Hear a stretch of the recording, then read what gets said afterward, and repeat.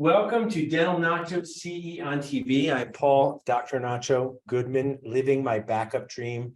My primary dream was to play professional basketball in the NBA. That dream failed, didn't even come close. When you grow to this height and have this speed, you got to get new dreams.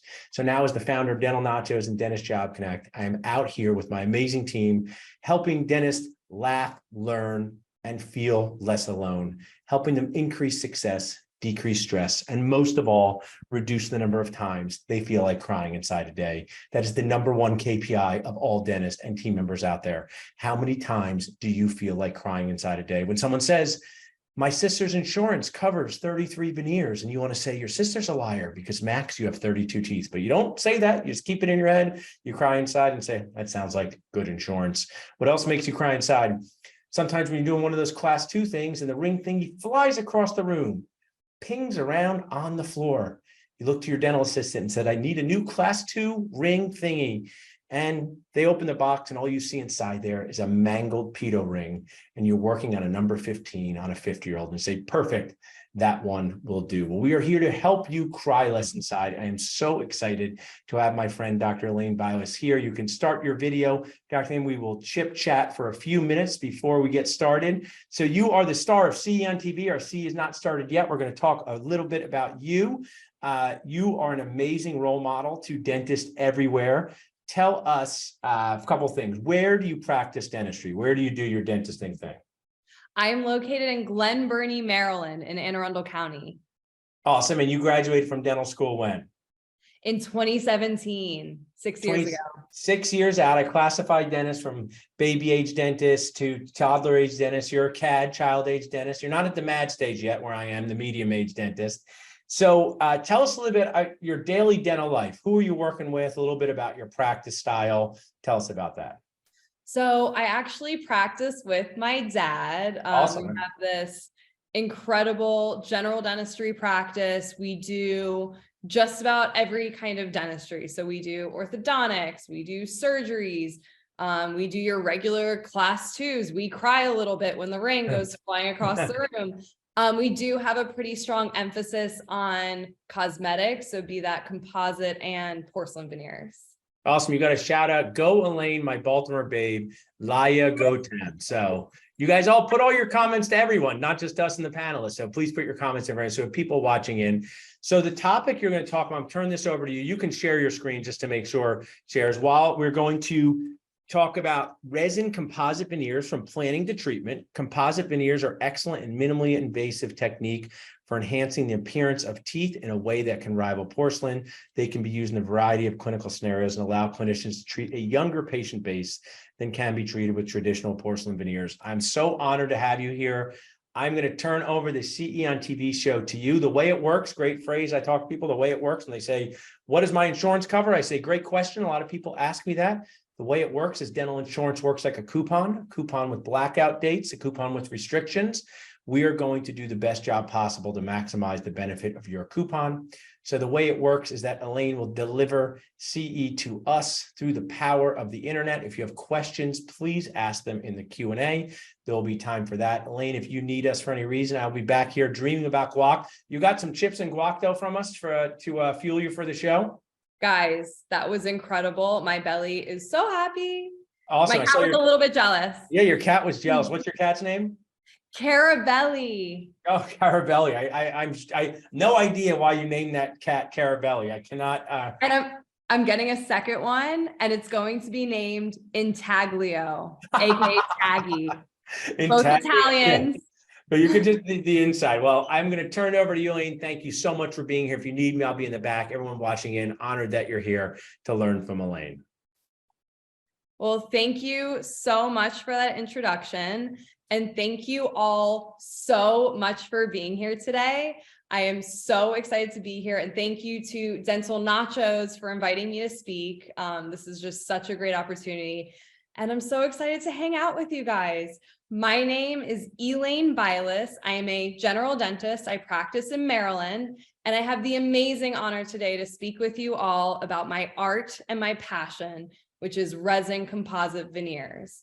The case in this slide, this was actually on a close friend of mine. Her name is Lexi. And we were back and forth. Should we do 6 veneers? Should we do 10 veneers? And I will jump into why it's okay in composite to do 6 veneers. It's not quite as great in porcelain. But for Lexi's case, we decided to start off with 6 composite veneers. So that's what we're showing in this photo. And I think it blends really beautifully into the corridors. And it looked really good. But then Lexi, she's all about looking beautiful, having the whitest, brightest smile possible. So we did go back and do the 10 composite veneers. And so here she is with her 10 composite veneers. And I just love the look. I love how well it fits within her face. I think it's a really bright and beautiful and natural smile. And in terms of disclosure, so I'm going to be talking about a lot of different products and materials today, not because someone is paying me to say it, but because that's how I really feel. And this is our practice. So if you look closely, you will notice that there are 2 Dr. Bylises listed. It is me and my daddy, and we have so much fun working together. And this is us. And I'm so fortunate to work with my dad. He is one of the most talented clinicians I've ever seen. And I am so fortunate to have him as a personal mentor of mine. I've learned so much just by working for him. And it's pretty interesting. We have this amazing synergy together. My dad, he was trained in the 80s. And so when he approaches a case, he tends to take a more analog approach. If you give me the same case, interestingly, our end results end up just about the same, but my technique tends to incorporate more digital elements. I am not fully digital. And so for our cases, every single cosmetic case that comes out of our office is hand wax. And so that part we choose to keep analog, but I tend to incorporate a little bit more digital techniques. And so I'm going to go through a couple of those today. And this is me, our office. We are on socials. We would love to have you follow us if you want to see more of these types of cases. You can also reach out to me there or shoot me an email. I would be so happy to get back to you. And this is a day in the Bylis dental office. And so we're not just composite and porcelain veneers. We do quite a bit of surgeries as well. So this is a maxillary all-on-X. And interestingly, in our practice, we do all components of the surgery. So we digitally plan and place the implants, we design and fabricate the surgical guides, we do the surgery itself, and we do the final prosthesis at the end. So everything gets done in-house. And then this is another case that came out of our practice. And so this is a porcelain veneer case. And so I think when a lot of people think of our practice, because we're better known for our composites, people think that that's all we do. But in our practice, what we do is we have a patient, we educate them on both materials, the risks and benefits of both, and then the patient gets to make an educated decision on what they think is best for them. So this was a 12-unit porcelain case. This was done on a very special patient because it was done on my daddy. And I love the way it turned out. It's very natural and beautiful. And I just love this picture of him and my mom.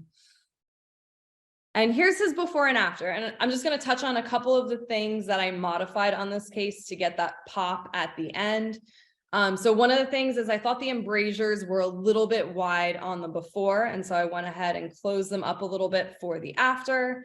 I added about 1 millimeter of length in that anterior segment to really fill in the smile. I think it looks a lot better.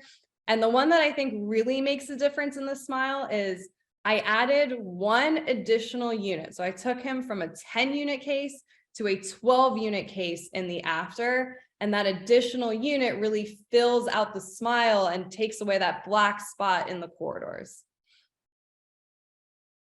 And here we are the day of treatment. So I was treating him, and I think it was payback for all of the times that he has treated me.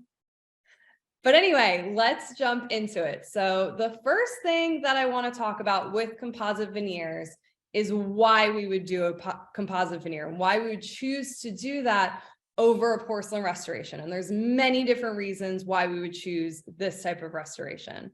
So thing number one is it requires minimal preparation of the tooth. So most of my composite veneer cases, the entire tooth remains underneath of the veneer. So all I do is I just roughen the surface of the enamel and then just bond directly onto the tooth. So it makes me feel really good because I don't have to ever cut away healthy tooth structure just for the sake of cosmetics. And then it also allows us to treat a younger patient population that we wouldn't necessarily want to treat with porcelain restorations. No numbing is needed for composite veneers for me, unless I'm doing some type of change to the gum architecture, which for me, it doesn't really change anything, but the patients love the fact that they can do that type of cosmetic change without having to get any type of numbing for the procedure. The results are same day. There's no insert appointment. And so for porcelain veneers, you know, you could take a couple hours to prepare the teeth, but the case is not over. So for me, if I'm doing a 10-unit porcelain case, that could be a few hours for an insert that I have to leave aside from my schedule. That's really, it's no production in order to finish the case. But with composite, after the day that we treat the teeth, the case is done. I don't necessarily have to ever see the patient ever again. So we'll do like a quick 15-minute follow-up, but that's really the extent of the appointments for composite. The shapes can always be adjusted, unlike porcelain. So when a porcelain case goes in, the shapes are kind of the shapes. There's not really much that can be changed. But for composite, I get that peace of mind that I can add a little bit, I can take away, I can do any type of modifications of the shapes of the teeth according to whatever the patient thinks is best, or if I think that I need to change something with the case. And then on that note, they are repairable. And so for porcelain, if something breaks, sometimes you can repair it, but a lot of times what you have to do is cut off the entire veneer, put the patient in a temp, get an impression, send it to a lab, do another insert appointment. So it adds a lot of time versus if something breaks in composite, I take 15 minutes out of my schedule and I just put it back. I find that I can be more creative in my treatment planning with composite rather than porcelain.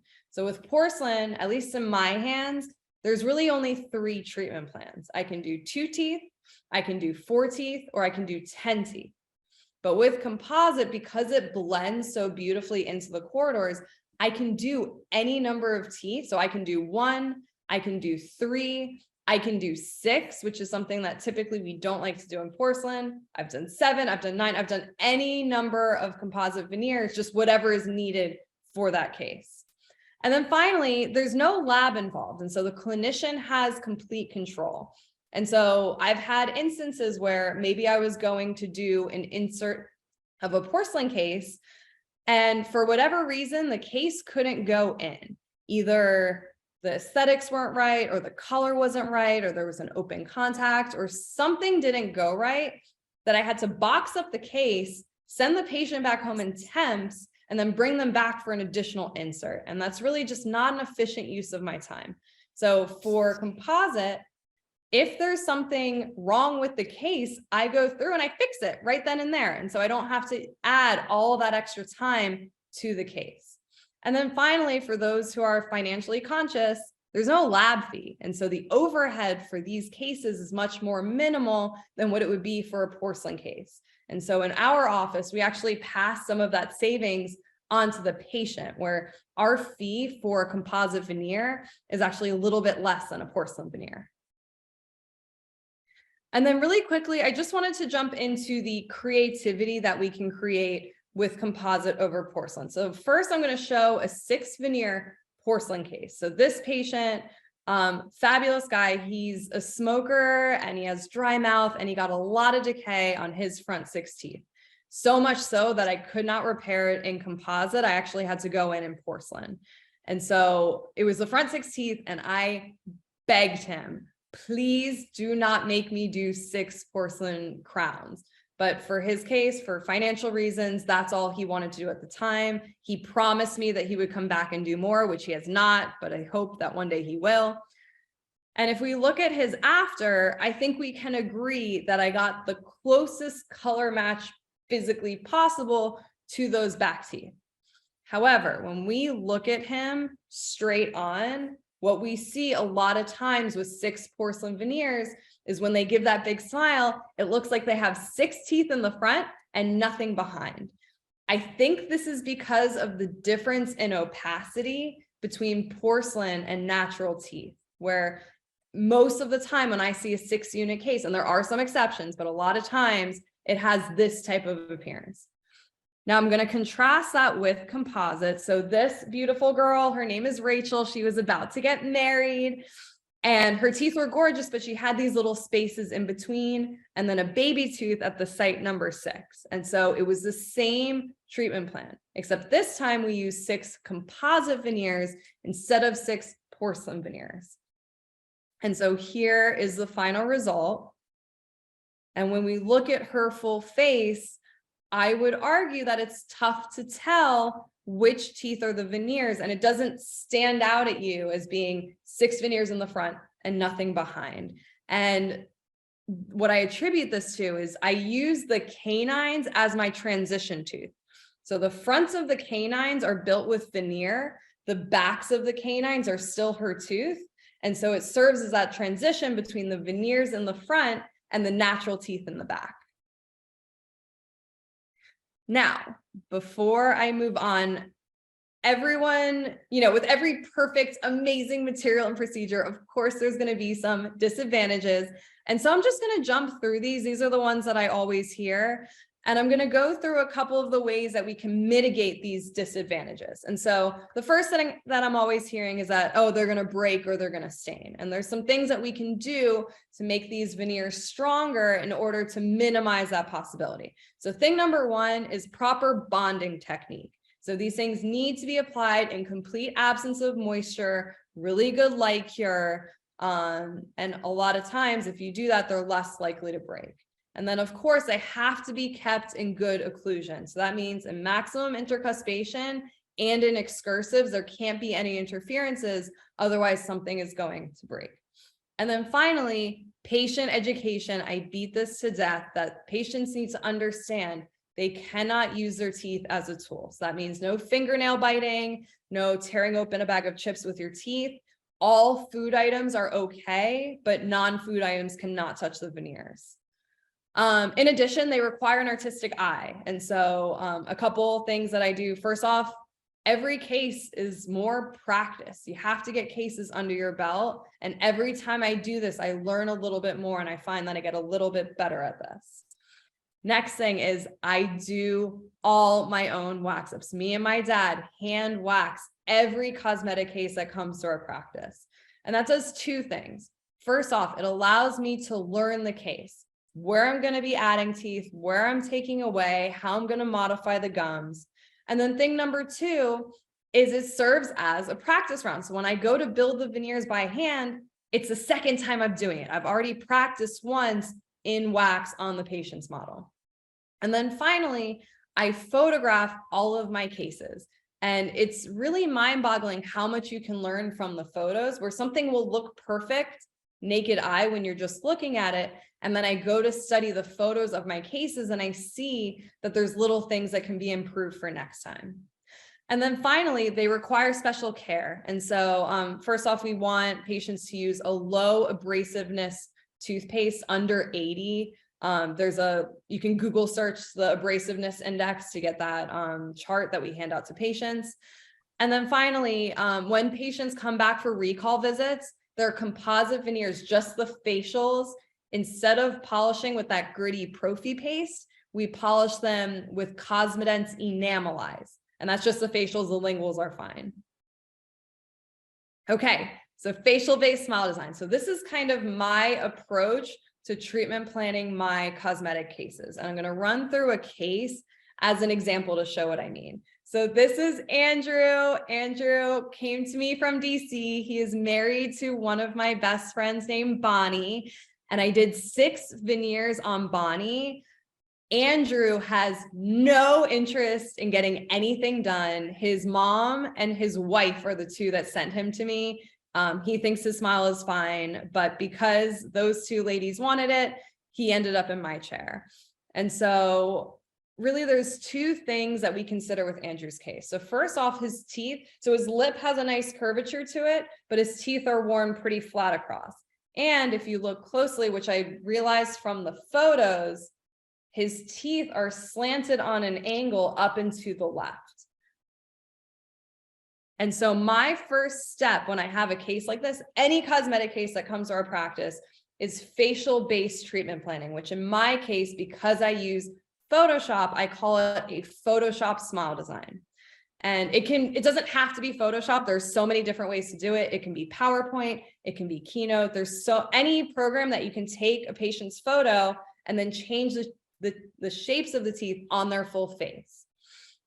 And so what I do, take the patient's photo, play with the teeth, and I'll come up with different options to simulate different cosmetic results with the case.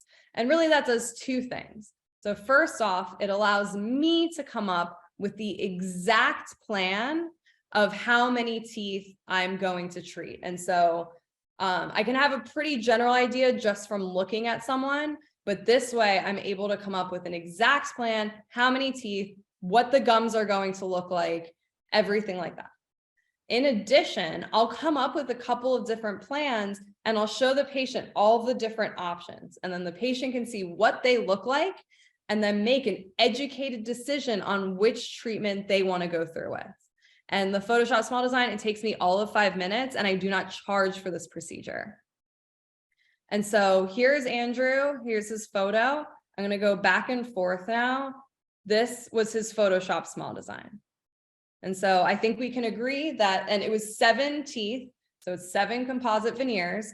And I think that we can agree that this looks more in harmony with his face. And so now I'm off to the races. So here is a close-up of that digital mock-up.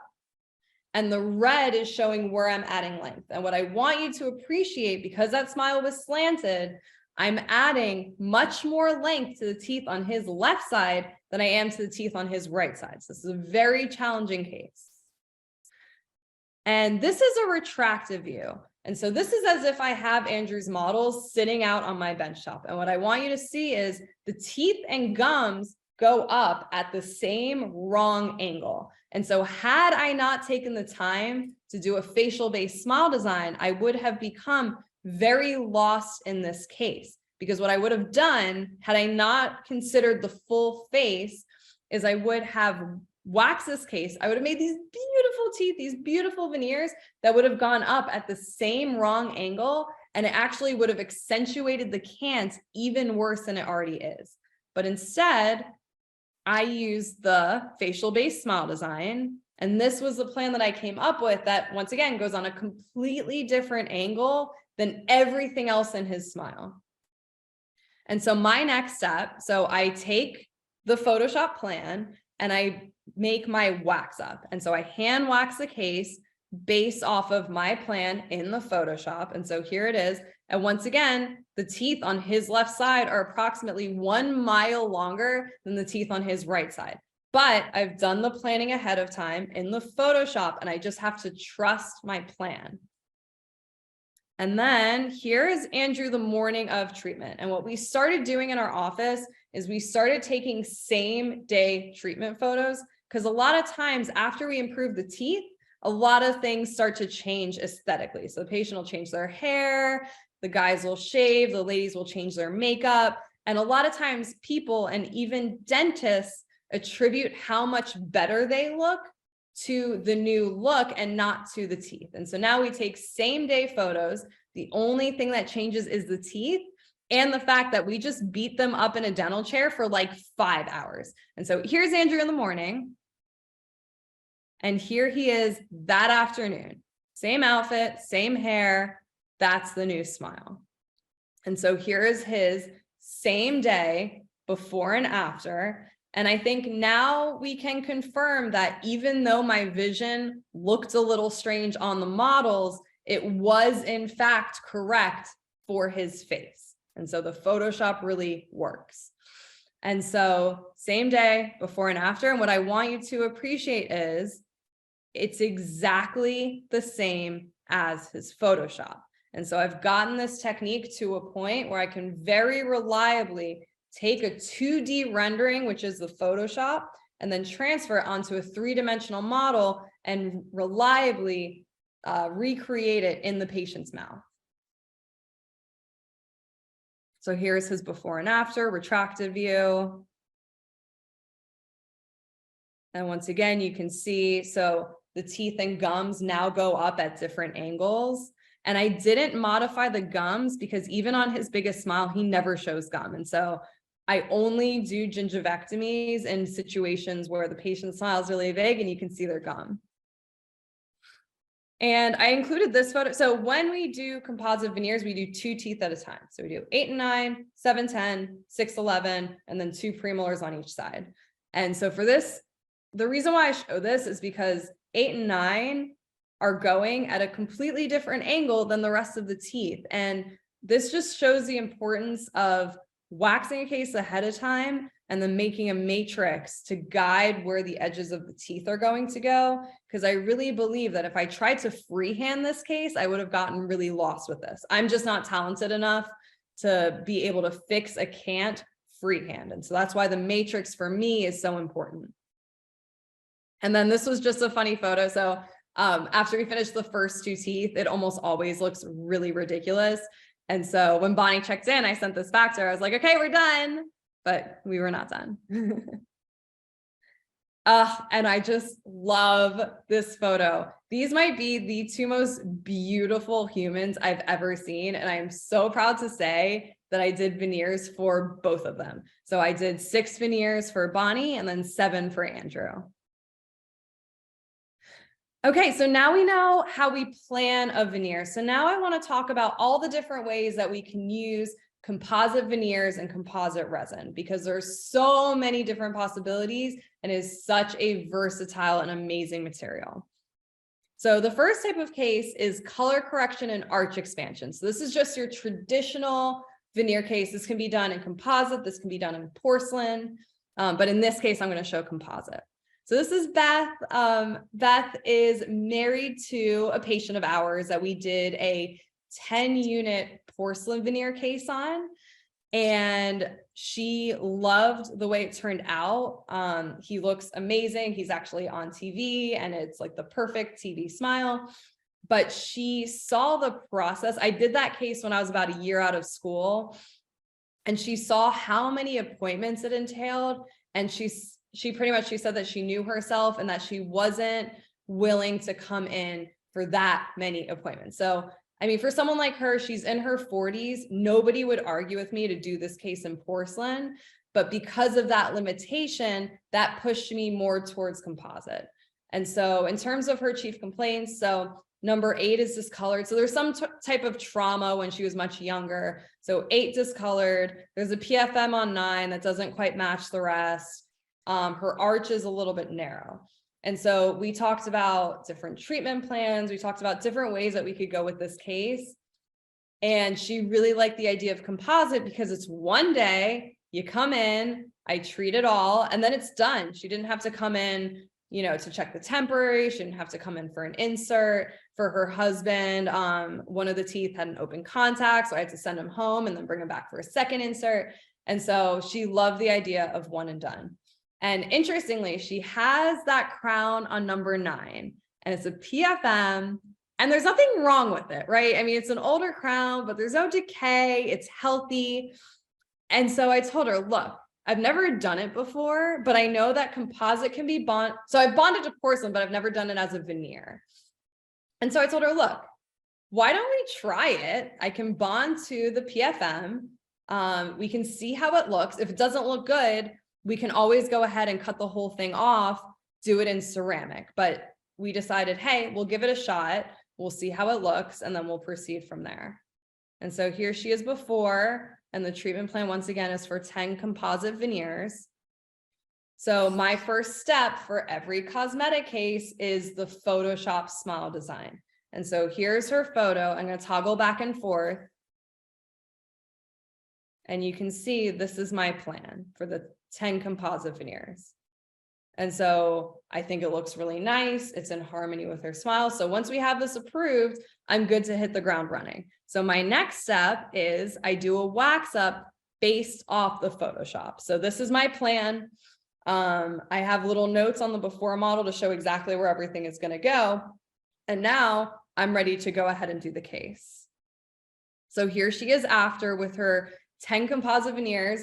Once again, number 9, I bonded a composite veneer on top of her porcelain veneer. If you look really closely, yes, it's a touch more opacious because, you know, it is on top of a PFM that was highly opaque, but I think it looks pretty good and she's happy with it. And we can always go back and cut the whole thing off and change it to ceramic. And so here's her before and after. And that's the Photoshop with the after. And you can see, once again, I'm able to pretty reliably recreate these Photoshop designs in the patient's mouth. And here's her, this was the same day before and after. And before and after. Ooh, and you can see, so the white color that I use is right at the incisal, and you can see at the premolars, it's a really thick layer of white because I used the composite veneers to really expand the arch. And I think this occlusal view is a really good illustrator of that. And you can see how much we're able to expand an arch just with composite veneers, or it can be done in porcelain. The next type of veneer is partial veneers. And this is something that technically it can be done in porcelain, but I think this is pretty unique to composite. I don't see a ton of this in porcelain. And so this beautiful girl, she found us online. She came to us from Delaware. She did Invisalign. Her teeth are beautiful. The colors, the shapes. The one thing she doesn't like is she doesn't like that curvy ends to the incisal edges of these teeth. She calls them her Rick and Morty teeth. I never seen Rick and Morty, but really she's not wrong. It's actually pretty close. And so here's my treatment plan. And it's for 6 partial composite veneers because her teeth are beautiful. I don't see the need to do a full veneer that covers the entire facial of the tooth. So for her case, I'm going to do partial veneers, which means that the tooth at the gingival portion of her teeth is going to remain showing. I'm only going to add to the incisal portion of the teeth, and I'm going to blend them together. And so my first step is, of course, the Photoshop smile design. So here is the before and after. It's 6 partials. And it's not a major change. We're just addressing her chief complaint, which is those incisal edges. And then I take that Photoshop, I transfer it to my wax up. And once again, you can see we're only adding to the edges of these teeth. And then here's the final result. And so once again, the tooth at the gingival is her tooth. And then somewhere in the center, there's a blend between the composite that I use and the actual tooth structure. And this Cosmetic microfill. So I tried to trace where exactly the finish line is. Honestly, it's really hard to tell because the microfill is able to get such a beautiful blend line where it's really hard to pick up where it ends. And so here's the before and after. And really all I did was just kind of close up those embrasures a little bit. And here's her same day before and after. And I don't really post this case because it's not a dramatic change, but I actually, if you really do look closely, I think it gives her a little bit of maturity. She's in her 30s, and I think she looks a little bit more her age with these partial composite veneers. The dreaded single central incisor. So this is something that, once again, it can be done in composite, it can be done in porcelain. The case I'm about to show, it was on a 15-year-old boy. And so I did not want to have to cut that tooth down if I didn't have to. And quite frankly, I like doing single centrals in composite over porcelain, really for 2 reasons. First off, the composite has some translucency in it. And so the natural tooth shade can shine through a little bit more than porcelain.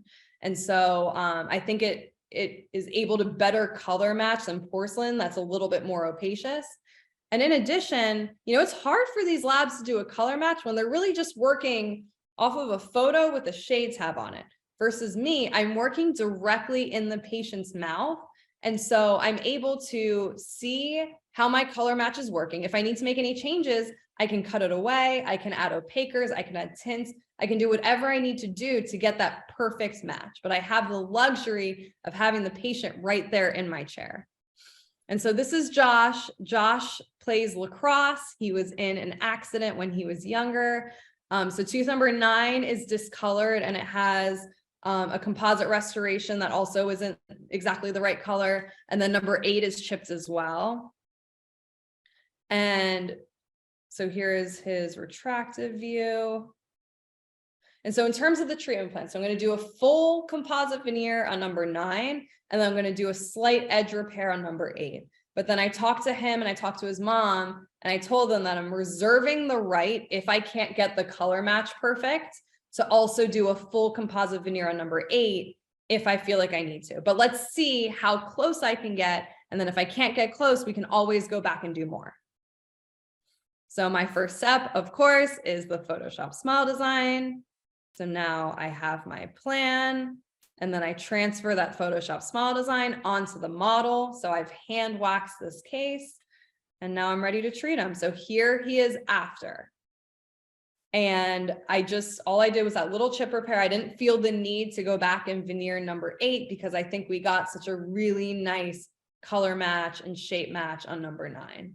So I'm really pleased with the way this one turned out. So here's his before and after.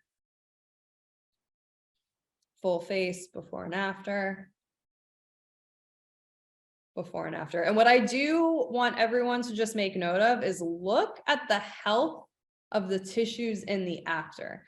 What I find with composite is that it is so kind to the tissues that we don't see a lot of gingival inflammation around these veneers when they're placed well. And so I'm really, really loving the way this one turned out. Next up, we have trauma reconstruction. This beautiful, beautiful girl came to me. This was on a Monday morning. So over the weekend before, so on Saturday night, she had a couple of beverages and she got onto one of those electric scooters and she was scooting around Baltimore. She hit a slab of concrete and then face planted into the sidewalk. And this is how she came to me. She went to some emergency clinic on Sunday and they initiated a root canal on number 9. But other than that, she came to me pretty fresh. And so I'm off on Wednesdays. I was actually off today. And so what I did was I saw her on Monday. I was able to fit her in Thursday. I waxed the case on Wednesday in preparation to treat her. And this happened to be during very COVID-y time. So she was able to wear a face mask in the interim. So I'm planning this case. She came in and I know I'm going to do my wax up. And so I asked her, Helena, could you just do me a favor and send me a photo of what your smile looked like before the trauma so I can try and recreate what you originally had? And she looks at me and she sends me the following photo. And she says, my teeth were really beautiful. And she sends me this photo and I was like, oh my God, they were beautiful. So now I know that I have a very important task ahead of me because my goal is to recreate this smile as beautiful or even more beautiful than it already was. And so in terms of treatment planning, so we know where we want these teeth to go. So this is my plan, but then we have to ask ourselves the question, do we do this case in composite or do we do this case in porcelain? And I would never argue with someone who decided that they wanted to do it in porcelain. It is an acceptable way to go. But this girl is 22 years old. I just can't, with a clear conscience, get myself to cut away all of this beautiful tooth structure if I don't have to? And so I begged her, even though insurance was actually going to cover more on a porcelain case, I begged her, please let me try this in composite. If it doesn't work, we can always go to porcelain, but let's give it a shot. And she agreed. And just one of the studies that I want to cite. So when we prepare a tooth for a PFM or for an all ceramic crown, we are removing 70% of the coronal tooth structure. And we're removing the enamel, right? We're removing the hardest part of the tooth, the part that's going to protect it from fracturing. And so for me, anytime, especially with a 22-year-old, I'm always going to try and preserve as much of that beautiful enamel as possible. And so I went ahead, I did my wax up, and here she is after. And so here's her same day, before and after. And what I do want to point out is I actually used a shade of composite that was a touch brighter than her natural tooth shade. And so if you look at the before and after, it looks a little bit brighter in the after, and that was intentional. And I think it blends really, it doesn't stick out to me.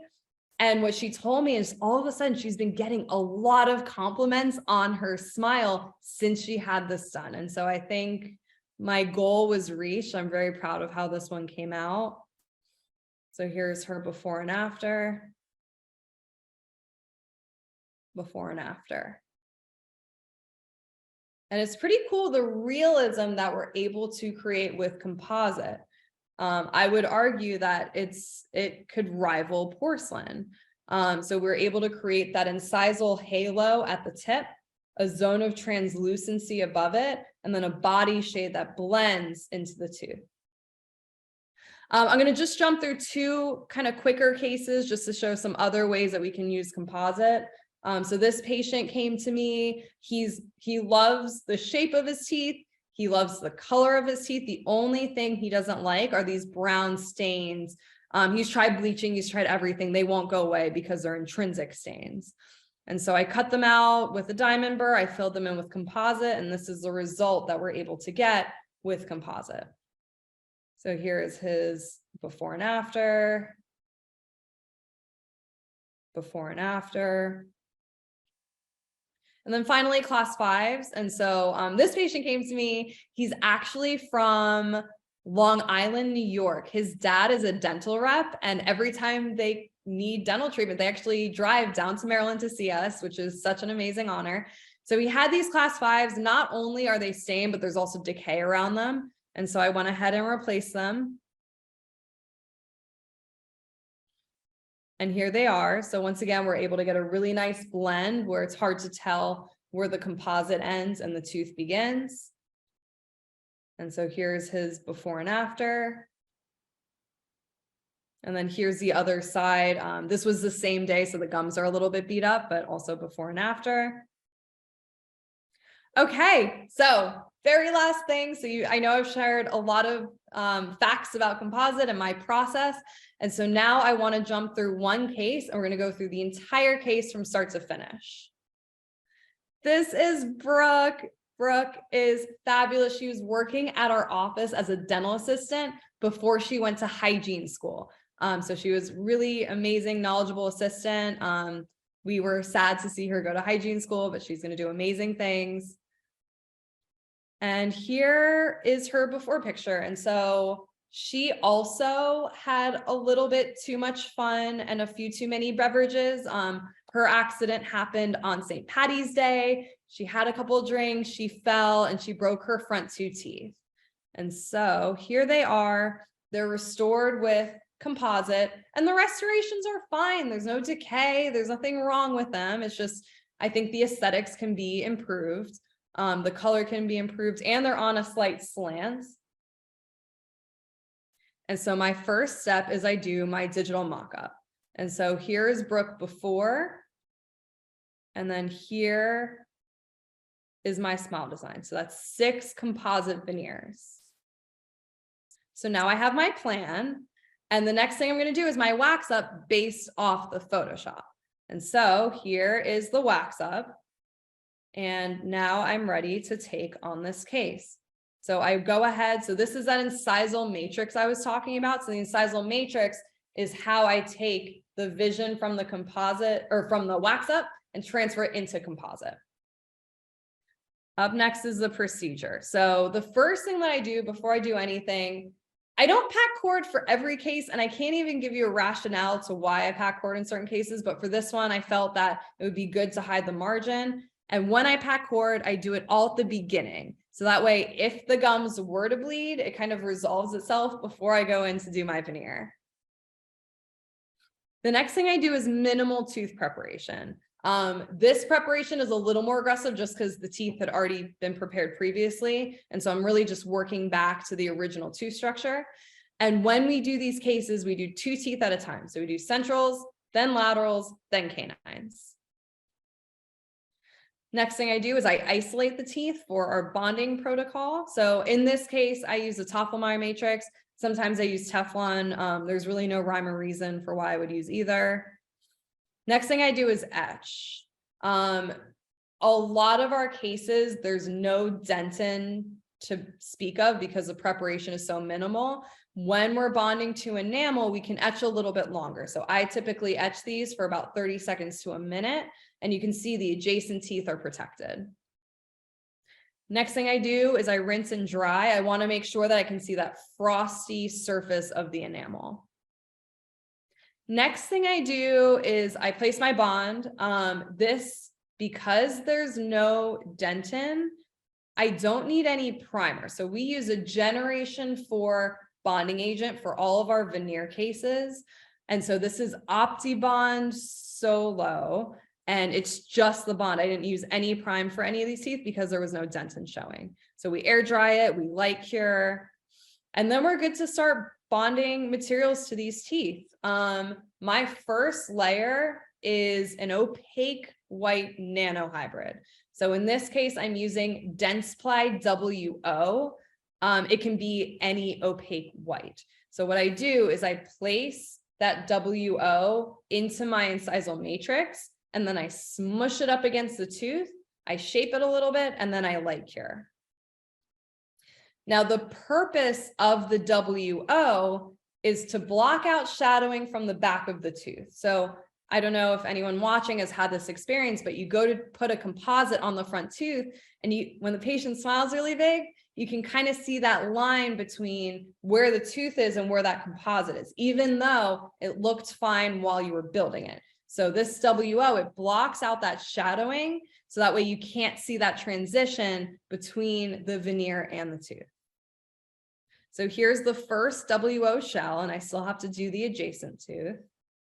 So here we go. We applied the WO, which is the opaque white, on the other central into the matrix. We light cure, we remove the matrix. Now, if you remember that matrix, there's been a lot of work that went into that matrix, right? I did the Photoshop, and then I did the wax up, and then I fabricated the matrix. And the entire purpose of the matrix was this right here. It makes those 2 incisal shells. Once I have the incisal shells, I'm done with the matrix, which is so crazy because the entire rest of it is freehand, but it's funny that all of that work just went to these first 2 shells. So I put the matrix to the side. I actually place an isolate for the remainder of the veneer. I don't use the isolate before this point because it blocks the seating of the matrix. So the isolate is in place, and you can see those halos are built as well. And now we're going to build the rest freehand. So the next shade is going to be a translucent nano hybrid. In this case, I'm using Dentsply WE. It doesn't have to be this shade. It can be any translucent nano hybrid. And what I do is I use a thin instrument to place it on the edge near that halo and brush away the excess. Now, the purpose of the WE is to create that layer of translucency above the halo. The next thing that I do, and this is optional, this is a way to get kind of artistic, is I apply a white opaquer. In this case, I'm using a Cosmodent brush to apply Cosmedent White Opaquer to this tooth. And the way I did it in this case, and most cases that I just want a little bit of accent to the tooth, is I place it on the tooth, I brush it on, and then I brush it away as if we were to question why we even placed it in the first place. Now, White Opaquer can be used for other things as well. So say we want to block out some shadowing on the tooth, or say we want to get artsy and make some hypocalcified splotches on the tooth in white. In that case, I would let it puddle a little bit before I light cure, and I wouldn't wipe it away. The next thing that I do, so if we look at these two teeth, and this is not for every composite veneer, but I did use it in this case. If we look, there's a gap, a pretty large gap between the tooth and the edge of the incisal edge because of the fact that we're adding so much length to 8 and 9. And so instead of letting that gap fill in with microfill, which is our final layer, I'm adding a nanohybrid in the body shade to reinforce that edge of the tooth. And so I'm using the nanohybrid just because it's stronger than microfill. It can be any nanohybrid, just make sure you're using the body shade. And I'm leaving about 0.5 millimeter of thickness for the microfill to fit on the facial. And then in this case, I'm using Dentsply Aesthetics HD, but really it can be any nanohybrid in the body shade. The next thing that I do is I apply the microfill. Now the microfill, it's a weaker material, but it's what gives the veneer that pop. So it should be the facial most layer of the veneer. And actually every case that I do, this is the one truly non-negotiable in my veneer cases. I use Cosmedent microfill. I use so it comes in tubes and compules. I prefer the compules in my hands. And we use an Adent heater, which I believe is sold by Cosmedent. So we heat the composite first to make it more sculptable. So here we are with the microfill in place. The next thing I do is I sculpt the microfill. And so really there's 3 instruments that I use. The first one I came with, that's my finger. So I kind of smush it into place. The finger is good because it's heated, right? And so the microfill responds really well to that. And then I use 2 instruments. I use a PFI. I believe this is by Cosmedent, the BBA. I call it a PFI. I use that for the facial. And then I use a really thin instrument for the gingival and the interproximal. That instrument is also by Cosmedent. That is a IPC instrument. But the purpose of the microfill is beauty. So once again, it's a weaker material. So we just use it for the final facial layer of the veneer, but it's awesome because it's color stable and it's very polishable. So that's how we're going to get that really beautiful shine. So here we are. We have tooth number 8 is complete with the microfill, and we're going to go ahead and apply it to tooth number 9. So same thing on the other central. And here, so microfill is applied on both centrals. We're going to go ahead and polish now. So the way that I polish, so I use an ET6 just at the gum line to remove excess. The entire rest of my polishing technique, I use discs. In this case, it's Cosmedent Flexi Disc, but it can be Soflex, it can be any kind of discs. But it's important to use discs because discs are flat, and for the most part, teeth are flat. And so a common mistake that I see in these veneers is I see that they're a little bit too rounded. And a lot of times that happens because you're using a rounded burr to shape the veneer. So the discs are very important. So here I've gone through the full disc protocol. So I've used all of them to the super fine. So 8 and 9 are fully polished, except for a final polish at the end, which I'll get to. And now we're ready to move on to the laterals. And so I'm going to run through these. It's the exact same thing. So first thing we're going to do is we're going to prepare the teeth. This preparation is actually slightly more aggressive because the lateral sat a touch too facial. So I cut it back a little bit. We isolate the teeth for the bonding protocol. We apply our etch, frosted enamel following the etch. I apply bond generation 4, no prime was needed for these. So once the etch and bond are complete, the Tafelmayer is removed. We apply the opaque white first, which is Densify WO. So I load the guide, I shape it, and then I smush it against the tooth. And so here we can see the WO halos are complete. So now we're done with the incisal edge matrix. We can put that to the side and we can place our isolate. Next thing we're doing is the WE. So once again, we place it at the edge. We use a thin instrument to striate it and brush away that excess. Next up is the white opaquer. So I place the white opaquer and then I brush it away as if I didn't even mean to place it in the first place. And then finally, so for this one, I didn't use a nano hybrid because we didn't add so much length. So I went straight to microfill. So I apply the microfill, I shape it with my finger, with a PFI, and finally a thin instrument. The microfill has been applied, but you can see everything is a little bit rough. So now we're going to go ahead and polish those. And so now we're going in and I'm polishing the veneers. And 7 through 10 are almost fully polished. And now we're ready to move to the canines. So this photo actually shows how I prepared the canines. I left the Tafelmayer in place to protect the veneer so I didn't scratch them with my burr. So now we're going to do the canines. We etch, we bond, we place our WO, which is that opaque white, on that incisal shell using our matrix.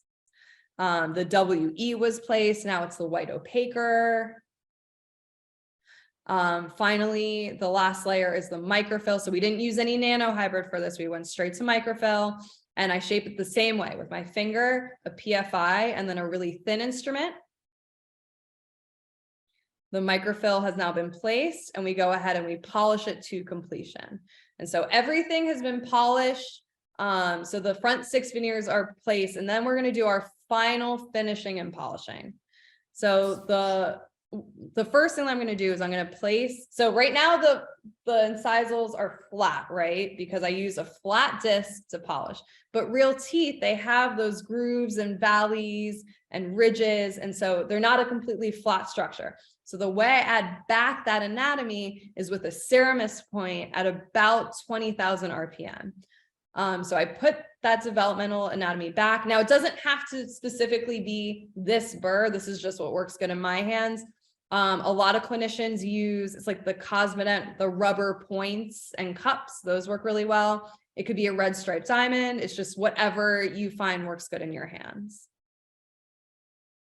And then finally, the way we get our veneers that pop is with Cosmodent Enamelize with the Cosmodent Flexi Buff pad. This is how we get the veneers to have that true shine. And you can even see between the photos and on the left and the right, how much more pop those final veneers have following polishing with the Enamelize. So, and this is what our hygienists use at just a regular recall visit to polish the Cosmodent, or to polish the composite veneers to make them look fresh at recalls. And here is Brooke after, looking beautiful. And here's her. I think this is the same day before and after, so you can see the gums are a little beat up, but I think it looks really nice. And then here's her same day before and after with the 6 composite veneers. And here she is at her wedding, smiling beautifully. Thank you all so much for hanging out with me today. I had such a blast speaking with you all. I hope you learned a lot that you can apply to your practice. And if you ever have questions, please reach out to me. We're on socials and there's my email, and I would be happy to chat with you. Thank you again.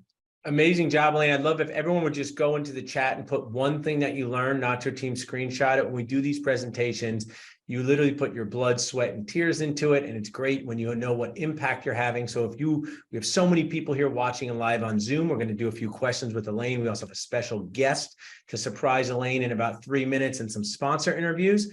But put what did you learn in the chat. Now, Elaine, part of live CNTV is some questions. We're going to do a speed round, okay? Speed round. So do you try to answer in as succinctly as possible? Do you soak your retraction cord with anything? No. No, good. I like this. Thank you.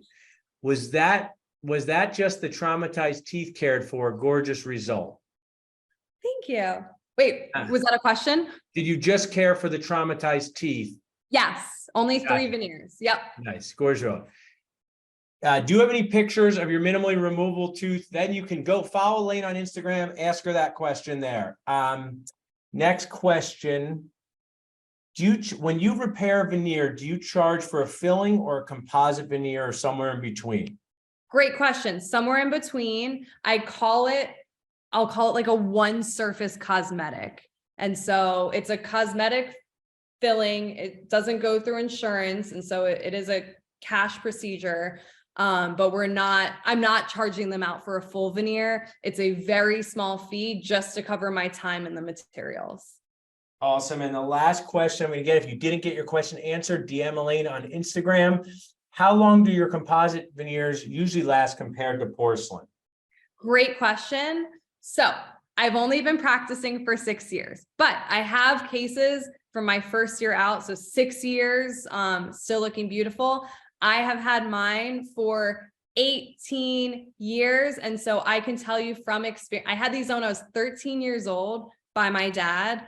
And so I can tell you from experience, they can last when they are cared for. And that's what I tell my patients is, because they're always asking, okay, well, how long are they going to last? And I'm like, look, if you care for them, you're not doing silly things with your teeth. They have the potential to last a very long time. I'm the perfect example.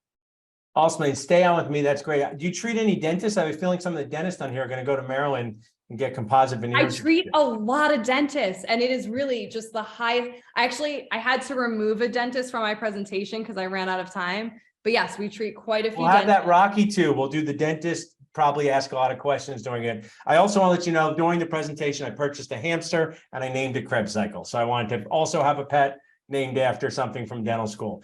If you watched in live, watching on demand, there'll be a survey with questions. Text code to 215-543-6454. You will get free C for watching in. If you missed the registration code, it means because you were not paying attention in the chat or you got here late, you can email c@dentalnachos.com. They will check Zoom to make sure that you are there. Now, Elaine's special guest, he can start his video when he is ready. Do I need to do anything to allow him to start his video? Is he good there? Let's see. He's a panelist. Start video. He can start it. Can Todd? Can you start your video? Or you got? Can I? I started it. Let me see. I don't see Todd. Let me see. Let's see. Todd is here. Someone help me from the Nacho team.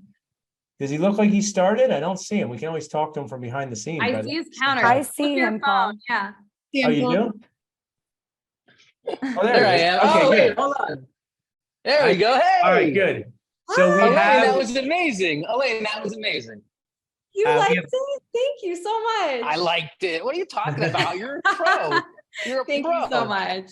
I'm so honored that you're here. Wow. Honored. You're ridiculous. You're ridiculous. I'm honored to be able to watch your lecture on incredible composite veneers. So thank you so much. So this is my of course full I mouth learned so rehab. much. I'm interjecting. So this is Dr. Todd Fleischman. He's going to be speaking at Boost Camp coming up on the new patient experience. My team can share how you can watch it on that for free. But really, Todd, when did you graduate from dental school? 04. So could you imagine doing this level of work 6 years out of dental school? I can't imagine doing that level of work 20 years in. So, we do different things, Elaine and I. There's no question about that. What is something good to me? Thank you. One of the things, Todd, you have numerous lectures on our on-demand Supreme platform, but you've taken Kois, you've taken Spear, but when you come to these things and see a Dr. Elaine, see a Dr. Artie Volker, tell the people watching in, how does that really help you transform as a dentist when you consume these things online? Does it change your treatment planning? Does it give you an aha moment? I have my aha. It just changes my confidence, right? Because you see other people doing extraordinary things and you realize that you want to take some chances or you want to grow as a clinician. And so it's not just about going to Spear or going to Coist. It's about surrounding yourself with individuals that you respect, that you see do incredible work, that you recognize treat themselves, their families, their teams, and their colleagues with respect and with grace. And that, to me, is what this community is about, right? And Elaine's a perfect example of that. I love that, Ted. Elaine, where did you, Todd has done Coist, he's done Spear. Where have you done some of your CEO in your career? If somebody was 1 year out and someone did say, I work with my dad, which is awesome. I'd like to learn this, but I need to brush up on CE. What would you take next? What would you say, hey, go and follow these people, go to this course? What would you take? So for this type of dentistry, I would go and do the Cosmodent continuum. I learned a lot just from working. So I think having a good mentor is very important. I worked under my dad, but my dad had taken Spear, and boy, the Spear concepts are really what I use in my everyday treatment planning. Awesome. Love that. And Todd, I interviewed Gary DeWood, you watched, and he sort of said a lot of things point to the same truth. Dentists sometimes can get into analysis paralysis about what do I take? What do I do? Is it the best? As someone who's taken a lot of high level CE, any comments to the new dentist watching or 5 years out about investing early? It's worth it to do it. The ROI is positive. Tell us your take on it. You just got to do the best you can. I mean, I think you push yourself as much as you can to get as much education as early as you can, because it just allows you to be a better clinician faster. But that being said, it just comes with practice. So you could pick any one of these philosophies. Like Gary said, they all sort of lead in the same direction. Sometimes people feel connected to certain mentors than others or certain approaches than others. Find yours, but find something, right?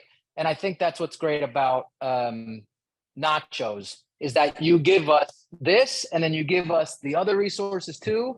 And so it's not a one size fits all situation. You have to put yourself out there. My first 5 years, I was doing CE 5 times, 6 times a year, right? So, and traveling for it. But, you know, and that's because I was motivated then. Both in the ROI of return on investment, but also in the not ROI of relationships, opportunities, and impact. You know, a dentist who says, hey, I'm in debt, I don't want to take out extra money to take a continuum, I'm just going to try to figure out on my own. Why is that potentially a limiting way to look at your career first few years out, Todd? And I'll ask Elaine next. It's just a big picture scenario thing. You know, the debt is going to be the debt is going to be the debt. It ain't going anywhere, right? And so, you know, you don't clear that debt without becoming a better clinician. It's a sort of, you just have to think through the process a little bit. And so, you know, I respect young dentists and the challenges that they're forced to decide. It's a lot of different decision-making things throughout their early careers, but I would just encourage them to figure out a way, adjust your lifestyles, put your investments where it's going to pay more dividends. I think that's how you manage your career early and really stay sort of focused on what you're trying to achieve. You can't wait to do that. You need to start early. People don't ask me much about me and my career, Todd, but I did a 3-year GPR, Elaine, where I learned about implants. And that's how I was able to walk in yesterday and easily treatment plan large implant cases with Dr. Rob Slough. And I would not have been able to do that if I didn't invest early in my career. It's transformed. Elaine, you're closer to the early part than Todd and I. Any extra comments on the being worried about debt, being worried about spending money, not sure if they get the right course, but you clearly are showing the results of doing this. How would you inspire your age dentist to just do it when it comes to CE and investing? I think so you guys nailed it. I think CE is so important. And I think the ROI is so strong, where if you have this debt, the way that you're going to be able to take on bigger cases and potentially pay it off faster is by getting more CE. And what I also find, so I am constantly taking CE about all different things that I don't even do in my practice. I still like to know what's going on in the, so I've taken like sleep CE. I don't do any sleep, but I like to know about it. What I find is that even when I take whatever CE course, even like the little ones that don't cost much, I always pick up something. Yeah. And so I find, so just do as much as you can and whatever free time you can come up with. Get involved with I saw Dr. Lincoln Harris at the Nacho conference. I mean, that blew my mind. I picked up so much. And so it doesn't always have to be the crazy expensive C to be useful in your daily practice. Love that. Right. Exactly It's right. picking up pearls. Now we'll let Todd go in, but Todd is going to be our featured presenter on Sunday, the finale of Super Dentist Boost. And he's put together something with my request. Todd, what are you going to be talking about on the Sunday of Super Dentist Boost as a fee-for-service practice owner, as someone who's 20 years into their career and trying to inspire dentists of all ages or stages to do better? Yeah, I'm excited, honestly, about sharing the new patient experience because I think it's really powerful in my practice. It's transformed my practice with the kind of patients we get and the kind of results we get and the response we get, even better said.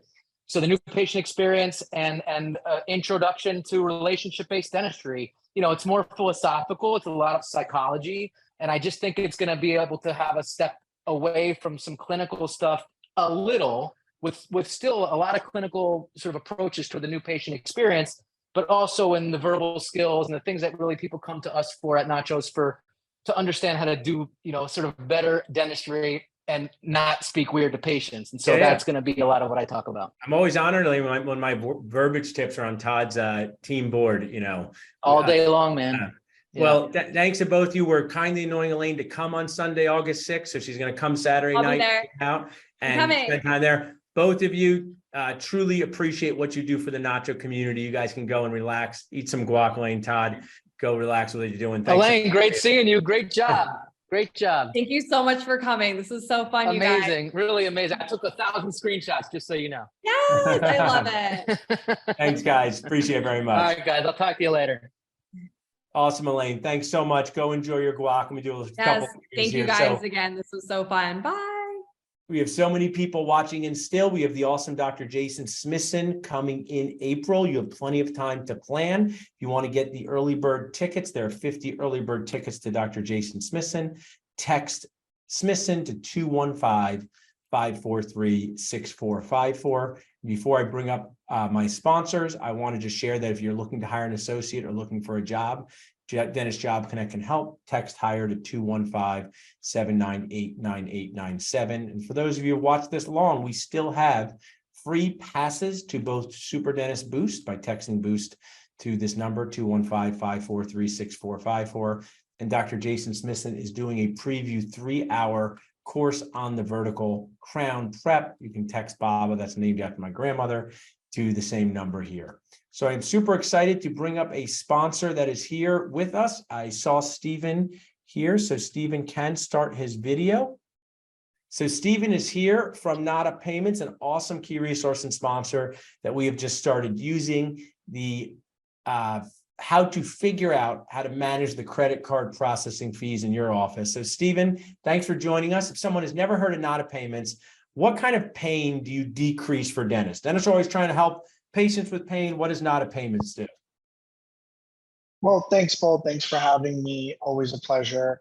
What Nada Payments does, not only do we eliminate the cost of accepting credit cards, but the biggest pain that we relieve for our offices is we provide a lot of value with what we bring to the table.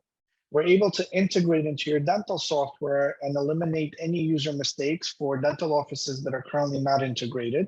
And we're able to provide services that most offices use through third-party applications. We're able to consolidate all of that and make your office all-in-one solution. When it comes to text payments, emailing, cards on file, payment plans, and of course, eliminating the cost of those expensive American Express credit card rates that typically dentists pay when they accept the credit cards from their patients. Love that. We've been using this in our Ewing Dental office. And I did say to my team member yesterday, how many people have complained? And we're pretty much at zero-ish complaints. I did learn yesterday that one of our patients who's been with us for a long time, Stephen, she goes, oh, I didn't know you were doing this here. I didn't know businesses like you do this. And she used the check, right? It was simple as that. It wasn't really a complaint. Yeah. It was just a comment. So dentists are really worried on dental nachos. There's quite a lot of spicy conversation about this, Steve, and I'm sure you get this. Do you have any clients that come to mind, and you don't have to say their name, that were like, Steven, I don't know if I want to do this. I'm going to lose patients. They're going to get annoyed. And now you're saving them tens of thousands of dollars, and they probably wish they did it sooner. How do you help dentists get over that hurdle? What I do is I always tell them, you have to try it to believe it and see it for yourself. Because no matter what we tell you, no matter what the data tells us, you will not know until you try it, which is why we don't make you commit to any contracts and we don't have any cost to start with us. We say, look, put our terminal into your practice, try it out for a week, for a month, for a year, as long as you want. Don't cancel your old provider. And once you see that you should have done this years ago, you'll fully commit to us without any hesitation. And I love that, this is happening to us in all other businesses. It's happening to us. And what I've actually thought a lot differently, Stephen. I was kind of one of those dentists who are like, oh, why would dentists do this? I get annoyed by it. But now I actually appreciate businesses that give me the choice, because I can use my credit card if I'm want to be convenient or get my rewards, or I can save money. Are you starting to see dentists turn around on this in your experience? Yes, absolutely. And the first thing that all my dentists tell me is, Steve, I should have done this earlier. I should have done this a year ago. I should have done this 6 months ago. I have dentists that I've spoken to a year ago that were a hard no towards this program, and now they're signing up because they're starting to see this everywhere else. Because as a now they're practice saying, owner, well, as a practice owner myself, Stephen, you can still be successful. There's not easy ways to increase profit. And maybe some dental students watching or associate dentists watching, or, it can be a $30,000 a year savings for the practice. And you can do whatever you want with that. You can have a team party. You could invest in technology. The practice owner can be more profitable. And to me, one of the reasons I'm exploring this is it's not about $22,000 of savings in 2023, Stephen. It's 10 years of that, right? Our dentists sort of embracing that. Listen, I could save for 10 years. How are they responding to that with you, with your, maybe some of your, what's your longest client? How long have they been with you guys? 5 years since we started doing this program. So that's 5 years So of possibly saving $10,000 to $30,000 a year. Absolutely. And they welcome it with open arms because they realize that they're not only dentists, they are now business owners. And when you're a business owner, you need to find value and savings in every possible corner of your business. You need to bring in value and not waste money. And a lot of the times, most offices waste money by using 3 or 4 services to collect the same payment from one patient, and they're paying 3 or 4 different monthly or annual fees to those 3 or 4 services. So that's what we kind of eliminate, combine, and bring a lot of value to the table. I love it. You're going to be at our boost camp, and people can text NADA to 215-543-6454. My team will drop in the chat here our sponsor link, as well as on the Facebook Live. What happens when they contact you? Do you jump on Zoom with them? Is it a phone call? Yeah, so it's really a scheduled Zoom. We kind of get to know each other a little bit better. I get to know about their practice, and then I'm able to show them what our solution can do for them. So it's a 20-30 minute Zoom. It's very quick. It really depends on the type of practice and how many questions they have and how big or small it is. Awesome. Well, I love having you support our community. I love you. I enjoy our spicy conversations on the Facebook group, because I know once we get people thinking different, we're going to help save them money. We're going to help build practices better for them and make them more successful all around. Well, Stephen, thanks for joining us today. I'll see you in just in a couple of weeks here in Philadelphia for Super Dentist Boost Camp. Look forward to it. Thank you, Paul. Awesome. Well, my Nacho team, I think Stephen was our main sponsor for today. I do want to give a shout out to Mango. They are an amazing VoIP service that we use in our practice to get the best deal possible on their updated phones, enhanced phones. Text Mango to 215-543-6454. Text Mango to 215-543-6454. And I hope you enjoyed what we did here today. To watch all of our on-demand content, learn and earn CE, just text Supreme to 215-543-6454 to get the best deal on the Dental Nacho Supreme. Thank you all for your time.